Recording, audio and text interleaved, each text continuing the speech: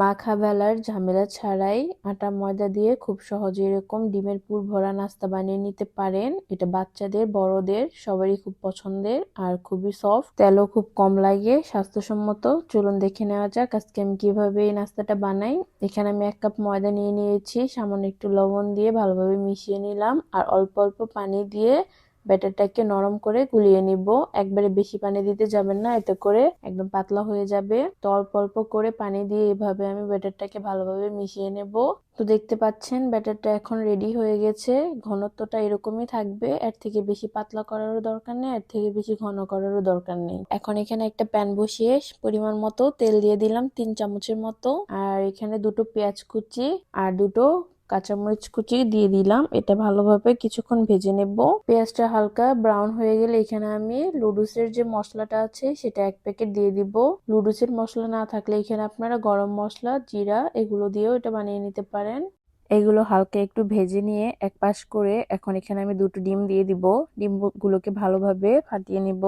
এভাবে অনবরত নেড়ে চেড়ে ডিমগুলোকে ভালোভাবে ভেজে নেব। এখানে 1 টেবিল চামচের মতো টমেটো সস দিয়ে আরো কিছুক্ষণ নেড়ে চেড়ে ভেজে এটা নামিয়ে রাখবো।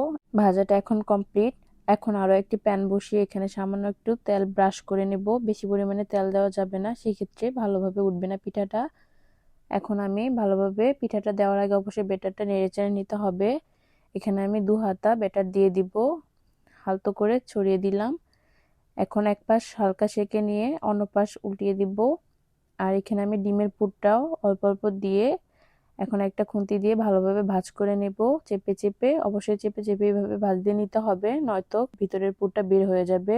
আর অল্প অল্প তেল ব্রাশ করে এভাবে উল্টিয়ে পাল্টিয়ে ভালো কালার আসার আগ পর্যন্ত ভেজে নেব। পিঠা এখন হয়ে গেছে, আরো একটি আপনাদের সুবিধার্থে বানিয়ে দেখাচ্ছি। তো সেম ভাবে আরো একটি বানিয়ে নিব। এখানে ডিমের পুরটা দিয়ে ভাঁজ দিয়ে নিব ভালোভাবে। অবশ্যই মুখটা ভালোভাবে সিল করে দিতে হবে, নয়তো ডিমের পুরটা কিন্তু বের হয়ে যাবে।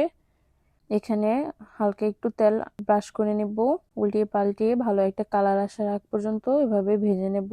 পিঠাটা এই পর্যায়ে হয়ে গেছে, সবগুলো এখন উঠিয়ে নেব। আশা করছি আজকের এই রেসিপিটা আপনাদের ভালো লাগবে। ভালো লাগলে অবশ্যই লাইক, কমেন্টস, সাবস্ক্রাইব করবেন চ্যানেলটি।